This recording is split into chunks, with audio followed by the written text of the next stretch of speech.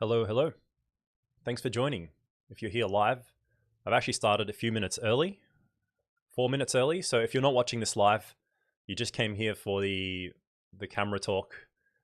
Feel free to skip ahead 4 or 5 minutes, maybe a little bit more.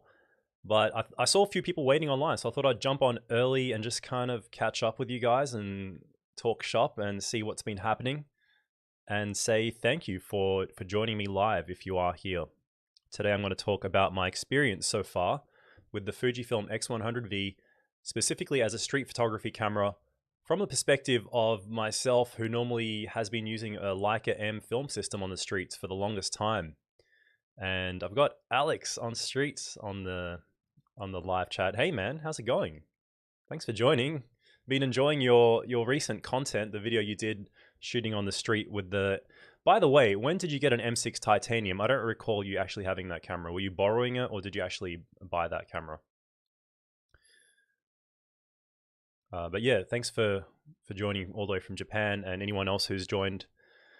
Yeah, what's been up? What's been happening? I feel like it's been a little bit of a gap since my last live stream. I know I say that often, but there has been a lot going on. I did go away to Sydney, as I mentioned in one of my last videos, and that's where I managed to use this camera a fair bit and really get some time, some hours on the street shooting the film camera side by side with the digital camera, and then experiencing how different they are, especially with these two very different cameras. If I had gotten a Leica M digital, for example, shooting that with a M film, there would be less difference. But with this particular pairing, it was quite different. But first I want to hear what's been up. What's everyone up to?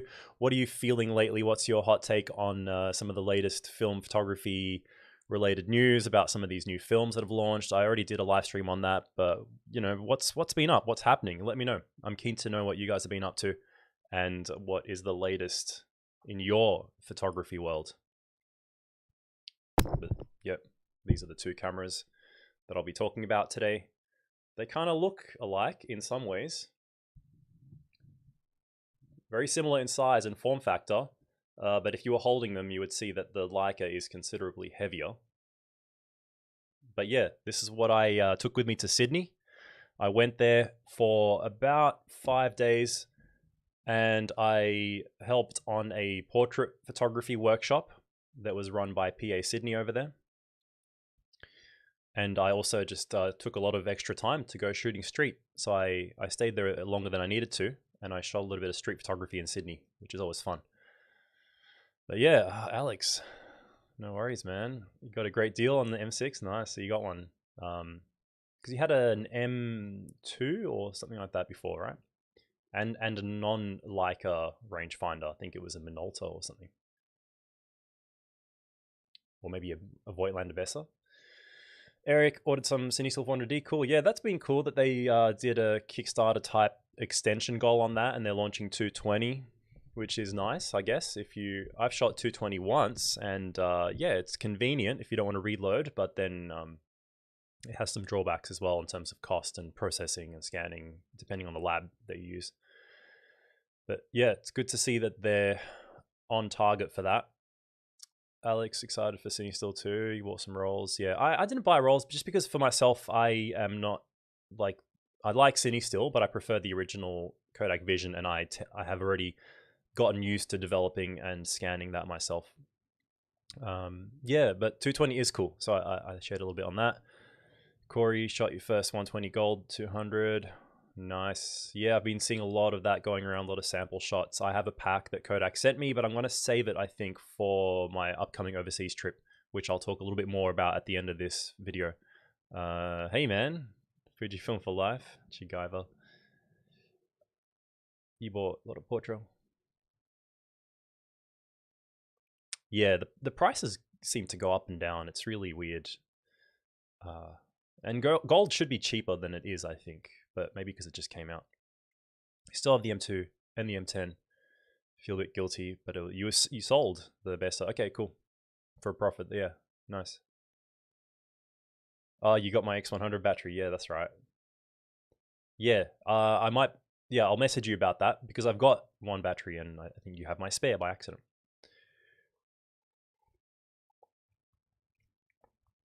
Cool. All right. good to hear everyone's doing well and still shooting. We've got 22 people live. Excuse me.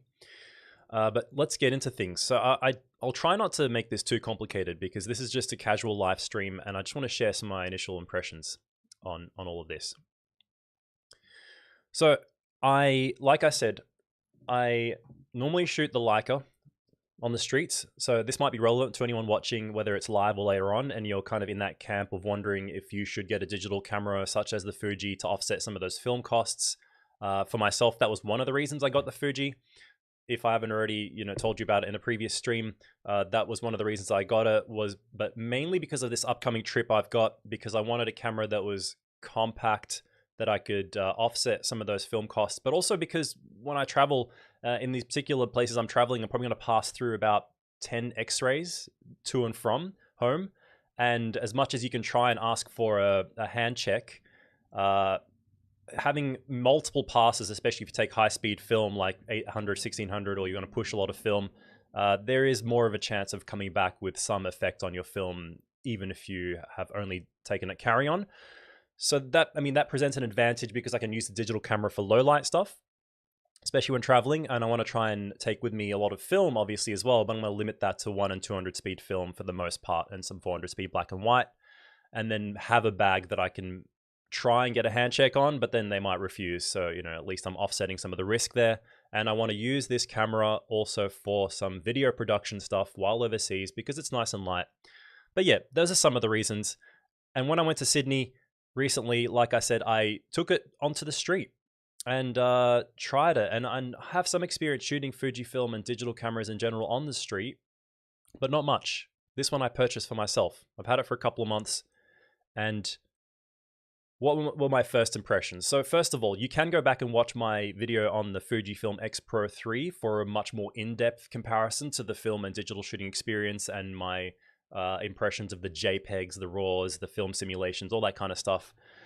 But main things, it's a very different experience. If you're someone who's used to shooting a Leica M rangefinder, don't expect to get any of that rangefinder type feeling.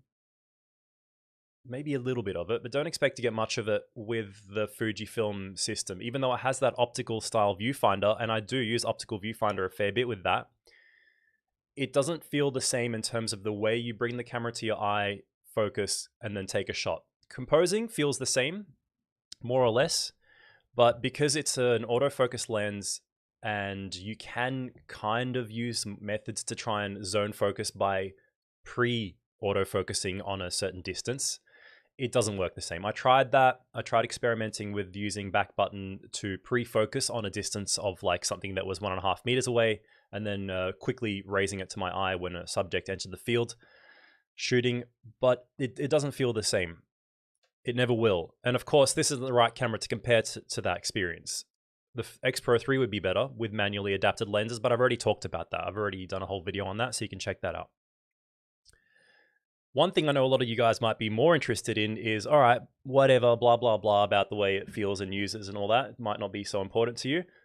So what do the files look like in comparison? And I did take some side-by-side shots, and let's have a look. Let's put some up on the screen and look at the difference. Now, obviously, there's going to be a lot of variables here to do with how the film was scanned and the exposure settings for both shots.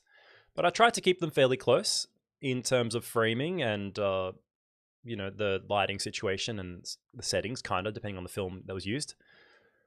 And this particular sample here is Fujifilm Superior Premium 400, which is on the right. On the left, we have the digital RAW file from the X100V with the Astia profile applied to it in Lightroom. So what do you think? I mean, the film shot, I tend to overexpose a little bit. And then with the scan, they haven't really compensated too much for that. So it has that brighter, more washed out look, which I kind of like. I shot it with that intention. And I've tried to just mainly bring the white balance of both of them close together by white balancing from some neutral area. But yeah, have a look. Let me know which one you prefer and why.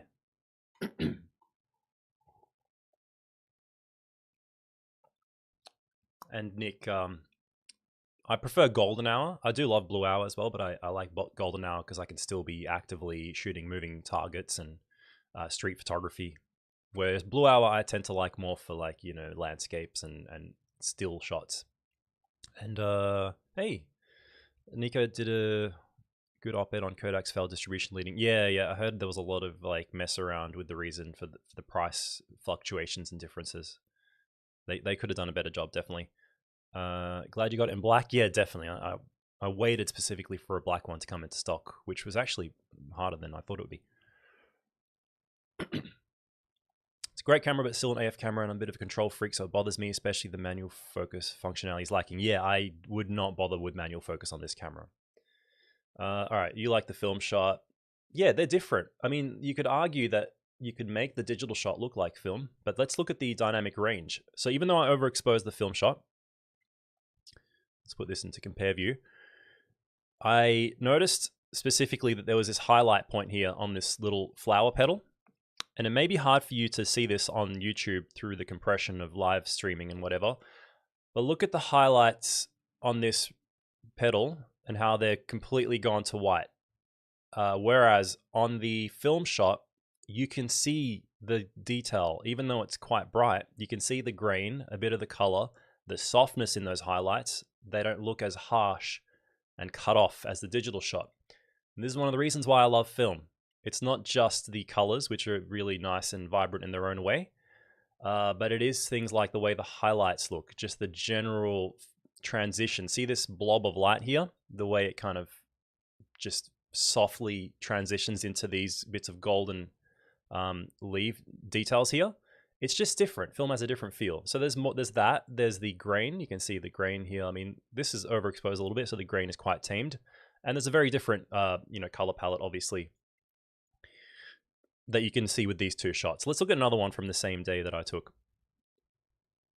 So this time they're switched around. You can tell the film shot is the one here, the JPEG, and the Fuji one has the, you guys can't see it actually on the stream, but I'll just point it out to you.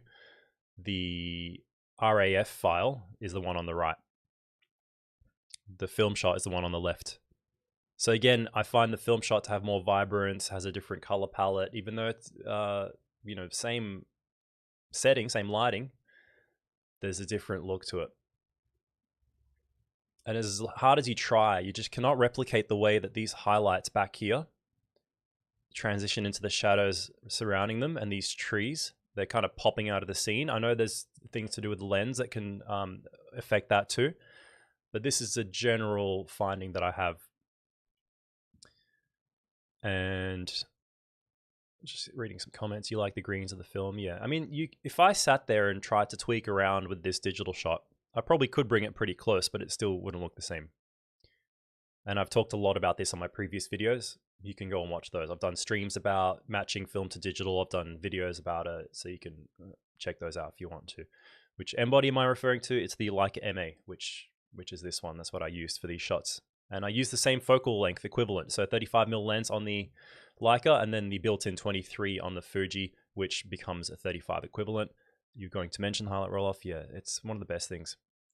But yeah, that's a preview of what I've done. So I'm going to do more content on this. I don't want to drag on too much with the examples, but I just want to give you an idea of what you could expect if you were to shoot these cameras side by side, because Fuji does do a really good job of simulating some of that film shooting experience. But when it comes to the X100V, I can't go adapting manual vintage lenses onto it like I can with an X Pro, for example. So you have to keep that in mind, that you're going to get a different feeling from shooting these two cameras and a different result as well. But I still loved this. I mean, it offered me the ability to use faster shutter speeds at low light. Less grain is sometimes good, especially when you look at this night shot here. I still prefer the film shot. It just has more character to it. And, you got things like the halation, which even though it's not cine still, every film can still tend to get a bit of halation and really bright points. Some of that might be aberration as well. But you can see that reddish glow, subtle, really subtle, not as heavy as cine still, around the bright point highlight there, Fuji Superior Premium 400. And just the warmth of it. You've got that grain.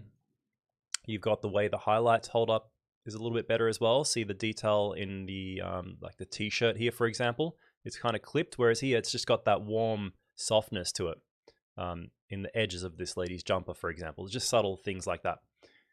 But then it's much more grainy. If you were to print this big, you wouldn't have as much detail as the digital shot, which is also higher resolution compared to this scan. So yeah.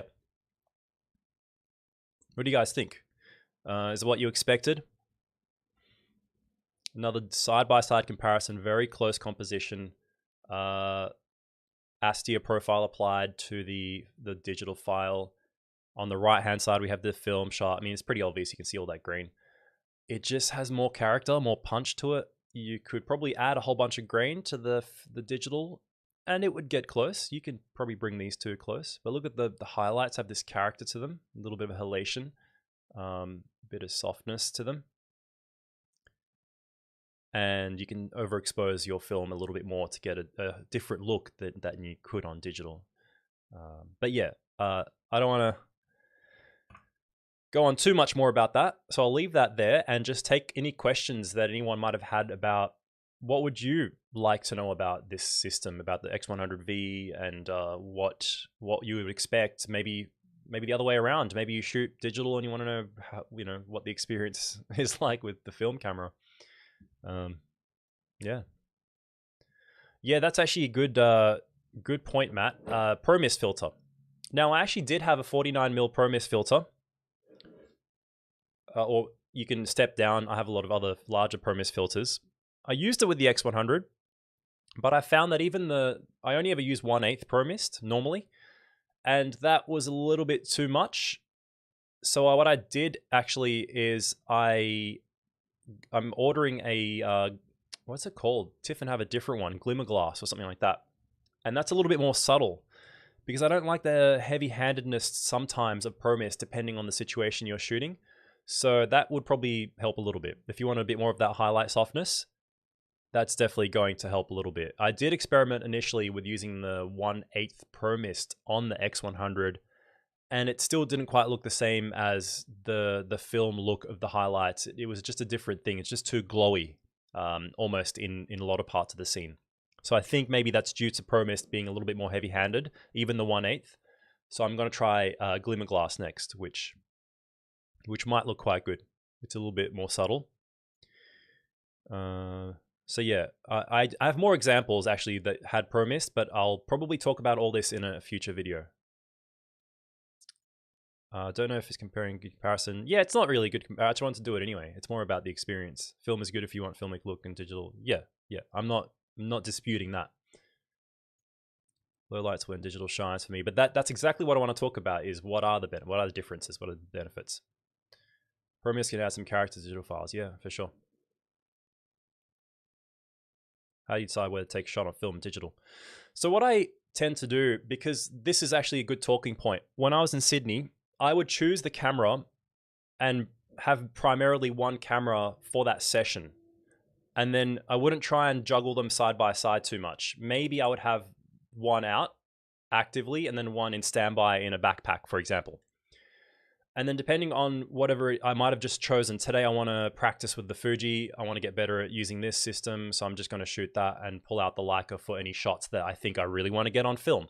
It might have been the other way around. I feel like shooting film today and being a bit more picky with my shots, and then pulling out the Fujifilm for when the situation is really low light or something like that. Or there was one day that I was in Sydney and it was raining really heavily, and I thought, perfect, this is completely weather sealed. I don't have to even worry about it. So I shot that all day for the most part. So what I wanted to lead to here, guys, is that there is, I've got another channel that I've started. It's my personal channel, and I don't want to bog this channel down too much with digital stuff. That's part of the reason why I started the personal channel. It is linked in the description of the video if you want to check it out. Also, I do still have copies of my zine available. I'll talk a bit more about that in the end. But yeah, there's a link to this channel, and there's a single video on there so far. I give a little bit of an introduction to what I want to talk about there, which is basically anything and everything, not only just film stuff. So I will put a video up there talking about just the X100V, for example, and I do have a street photography vlog or 2 or 3 from Sydney. that I want to split up into different parts. And then the ones that are just the day where I'm shooting the X100, I'm going to put that on that channel. Because it wouldn't make sense for me to put up a video just shooting the X100, not really talking about film or comparing it to film or anything on this channel. So I just wanted to put that out there, that if you are interested in more of those details, what I shot, you know, in terms of the actual situation and some point of view stuff, I'll put that up on that channel. But yeah, overall, it was more switching from one to the other, and then certain factors like whether it's low light or all that would determine. But then sometimes it's hard to pick, and you actually do shoot yourself in the foot by giving yourself too many options. So I'm still trying to juggle that and decide how to approach that. So you had one, you returned it because you didn't feel connected to your photos. Yeah, I still have that same feeling, but it's kind of what I expected. You have 1/4 and it's too powerful. Yeah, I find the 1/4 too powerful as well, generally. Unless you really want that for video, some effects, you know, like really cinematic kind of look maybe. Leaf shutter makes it too quiet. Sounds like a true. Yeah, the thing is, as far as I can tell, the shutter sound in the X100V is completely artificial. I've turned the sound off from the shutter and it doesn't make any sound at all. I mean, unless you put it up to your ear, you cannot hear the shutter at all. It doesn't make any sound because it's a little tiny leaf shutter. Your go-to is 1/4, cool. Yeah, that's a good point, actually, that it's continually compared to Leica. Here's one of the reasons why, right? This is one of the things I want to get off my back is obviously these are different cameras. However, there's one thing about Fuji that Leica, for example, I cannot afford a digital Leica M camera, at least not right now. So this is a much more approachable, affordable way to get the optical viewfinder experience with a camera that is very user-friendly and set out very similarly to a film camera. Whether you shoot a Leica on the street or something else. I'm a street photographer, so I'm approaching this from a street photographer's perspective. I know a lot of you guys are watching are not necessarily street photographers, but that's where I'm coming from. So for someone who, you know, saved for ages to be able to afford this, and that was less than half the price of a digital Leica M, I would love to also get a digital Leica M, but I cannot currently justify that. Maybe one day as M10 get cheaper, I'll, you know, sell this one day and maybe get that. Who knows? But the thing about this is that it's affordable, it's approachable, so it tends to naturally get compared by people who tend to use these types of cameras, namely street photographers, people like that.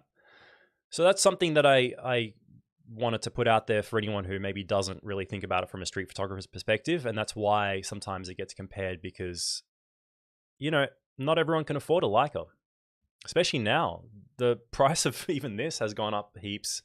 And it's almost like you might as well buy it new. So, yeah, it's more affordable, it's more approachable. So it's the next best thing for a lot of people. Yeah, that's a good combo. Nice. Waiting to see content for the other channel. Yeah, Don. I've actually I've got some stuff coming up. So one of them will be the first part of the Sydney street photography vlog, which is a really rainy day or two when I first arrived. And I've actually mostly edited that, but I haven't put it out yet. And then I'm also going to talk about other stuff on that channel. I've got some stuff about coffee, about, like, you know, whatever. And also I'm going to be doing some of the vlogs and non-photography related vlogs and stuff from our upcoming trip overseas. So that'll be fun. And I'll still make stuff for this channel as well, obviously. Hey, Darren, how's it going, man? What color negative film would you say is the cleanest grain you have found? Cleanest grain. Well, I like Ektar personally. That's my all-round sort of favorite. And yeah, I think I'll just stick with that. It's my favorite film in general. Leica Josh needs to sponsor you with a loaner. He actually said he'd let me borrow his M10, but I don't think he could give me brand new stock from the shop. That would be cool. And all right, another thing I thought would be cool to mention is I'm actually, speaking of loaners, I'm going to get a Fuji GFX system from Fujifilm Australia. They're going to send me one out hopefully soon, and I'm going to be doing some videos on that. And one of them will be about using it to scan, because I've had some people request that, and I know Kyle McDougall already did a video on it, but you know, I was late to the game. Even though I reached out to Fuji ages ago about borrowing one, they had to wait till they had everything available for loan. And I'm going to be borrowing that for a few weeks and talking about that, but also not just from a scanning perspective, from actually shooting it. I'm going to go out and shoot it, maybe do some portraits, maybe see if I can take it onto a job that I might have. And I'll also compare it to film naturally, so I can put it on this channel, and I'll do some Pentax 645 shots with the GFX, try and use a similar focal length, put some film in it, and give you some comparison shots for that. Because a lot of people might be in that camp now where they want to try and invest in a medium format digital camera, and film might be getting too expensive, or it could be just because of the convenience of it, or they want to have both. Who knows? And Darren, you're tempted by it? Yeah, for sure. So look out for that upcoming video or two. Maybe in about a month, I should have gotten the camera, used it, made some videos, and scheduled them for upload just as I'm leaving for overseas. X100 is a viewfinder camera. Yeah. Hey, Sailor. Hey, man. GFX street photography. That could be cool, because what they're going to send me, I think, will be a 50S. Now I'm not sure. We still haven't finalized the details, but I just wanted to make sure that they could give me a macro lens and hopefully that 63mm and stuff that I can use for my type of application. Yeah, guys. All right. That's most of what I had, I think. I should really write notes, but let me know if there's anything else you want to know from this perspective. I know I probably didn't really go into depth, but just as I read some of these comments. More likely to go for an Alpha 1, okay. Is that the Phase 1? What even is that? Money wasn't a barrier. I'd probably just get an M11. Yeah. Did you already print any X100V for? No, not yet. No. I'm still going through the files. I'm still starting to get my head around them. But it's great. The files are actually really nice. The lens is fantastic on it. That's one thing I really like. And I love that focal length. I'm mostly shooting 35mm on the street and out and about. What printing service did I use to make my zine? I used Mixam. You can look them up. They are based in the UK, but they also had a version here in Australia where I think they subcontract other printers. Will I be showing off cooking skills on the personal channel? Maybe, yeah. I actually am wanting to, I love food and cooking, if no one knows that about me. Yeah, Sarah and I have talked about it. So, I don't know, maybe. Could be one of the things. Good morning. Good morning. Hey, thanks for joining. So, if it's morning for you, I know a lot of people watching from the US sometimes, and for you it would be night. So if it's morning for you, I'm assuming you're down here in the Southern Hemisphere. So thanks for joining. All right, let me just recap. What did I miss? What did I not cover? I won't go on much more, because all I want to say is if you're interested in more of the X100 style thing, go to the personal channel, subscribe to that, because I will put out more content there, whether it's talking head stuff or POV shooting videos. But if you're more interested in the film side of things, I will also put out a street vlog where I shot the Leica, and then I might show some of those X100 digital shots as a comparison point, and maybe talk about some of those differences.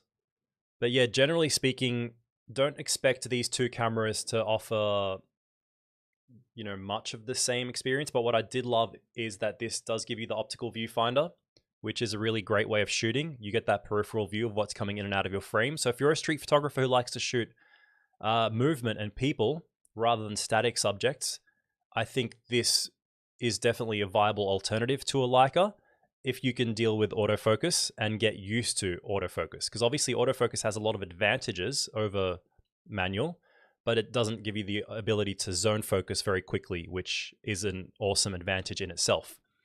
However, if you can put in the practice with this, spend months getting used to it, I think this is one of the best cameras for street photography out there. And it can make a great alternative to a Leica system if you're happy with that focal length. And then you can get those teleconversion lens if you really want as well. So that's my thoughts on that. But at the end of the day, for me, it's not the same. This provides me the better experience personally. But, there's a few holes in shooting film that digital can plug, as we already know. So yeah, I think I will leave my thoughts there unless anyone else has specific questions. Thanks, man. You're in Detroit. Okay. 8:54. All right, cool. Now that daylight savings has ended here, there's less of a gap.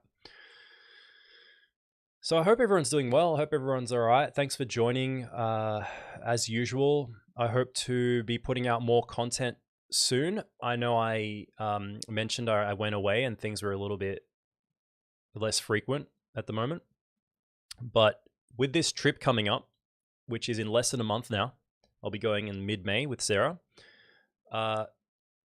Yeah, stay tuned because I think this is going to be really exciting. The world's opening back up. We've been looking forward to traveling for the longest time, and I'm really looking forward to doing a lot of content while overseas.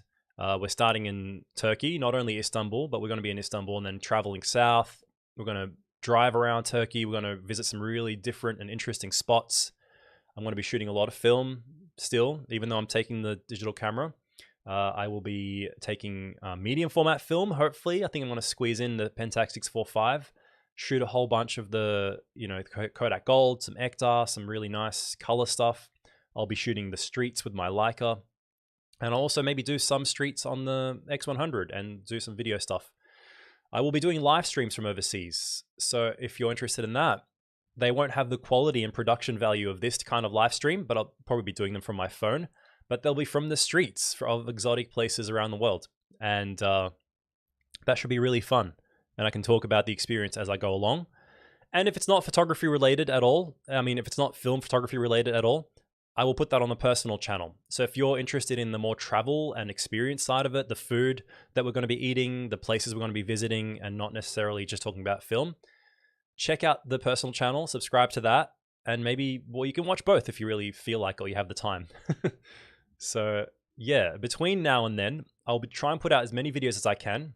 I've got one coming up on removing remjet because a lot of people requested that, and developing color vision cinema film at home and how I go about it. I've got some street photography vlogs coming up on both channels. I've got the Fuji GFX stuff. I still need to receive the camera, do the testing, the production, and edit the videos. So that will be weeks away. And there'll also be some more content about film scanning related stuff as well. And if there's anything you would like to see, let me know. I'm always open to hearing your suggestions. So yeah, it's a big couple of months coming up ahead, and I really look forward to it, especially to traveling. And Matt, will I get any conversion lenses? Probably not. It'd be cool to try the 28, but at the moment I'm happy just with the built-in lens. How do you meter with the MA? I just use Sunny 16. I just, mind meter. Sometimes I pull out a meter if I have time, if I have it with me, and it's a sort of a slower pace situation, but I normally I guess. Have I ever developed color neg in black and white chemicals? I did it once. I think it was just because it was a dud roll and I really wanted to just use it for testing or something. And it was Color Plus, developed in black and white chemicals. It was all right. Am I going to be getting to the Fuji recipes, shooting JPEGs? You know what? Maybe, probably not though. I've tried and I don't love, a lot of people really love the JPEGs, and I'd admit they are good. They are really nice, but I kind of like editing raw files. I enjoy it, and I enjoy having my own look. None of the Fujifilm recipes that I've tried online or the built-in simulations match the kind of look I like. Some of them are close, but I like to just have my own preset that I've made in Lightroom that I can slap on and then modify from there. So I don't think I'll be getting into the JPEGs heavily, maybe at some point if it suits the process, but at the moment I don't mind putting them into Lightroom and doing a little bit of editing. Turkey, one of your favorite places? Nice, cool. Super jealous. Yeah, it's great that things are opening up now. Thanks, Donovan. Looking forward. Thanks, man. I know you're going away soon as well, right? Sounds exciting. Yeah, it is really exciting. We haven't traveled for years, so it's going to be good. At least not overseas, You missed the trademark intro silence. Yeah, man, go back and watch it. Press play, and there's a good 5-second silence, I think, in this one. And you make your own. Yeah, I think it works out better. And then I guess you could make them in Fuji X Studio, whatever it's called, chuck them into the camera. But I tried that, and it doesn't give you as much flexibility as I'd hoped. It's just the same things you can already do in the camera, and there's you know, the shadow plus and highlight this, and it's just not as versatile as I thought it would be, making your own recipes, because it's still limited to what the camera is capable of doing within it. It's not as much as you can do in Lightroom, for example. Yeah, thank you. Have I ever done a video on metering? I haven't. No, that's on my list of things. I still haven't thought about doing it. 10 hours of silence to scan film too. Yeah, imagine doing that video. Cool, guys. Thanks for joining today. I really appreciate the support. Like I said, check out some of the stuff I've linked in the description. I still have copies of my zine available. I'd really appreciate any support right now as we are saving up for this upcoming holiday. So if you haven't grabbed a copy of my zine, I still have plenty of copies available. And I am shipping worldwide as well. I know worldwide shipping is expensive for what it is, but it's just, and this is not even what it costs me to ship it. It's actually more most of the time for most countries. But I still have that available. That's the personal channel. I've got the link for that. What else? Yeah, I hope you enjoyed. I hope you're all doing well. Happy shooting. And I will catch you all next time. See ya.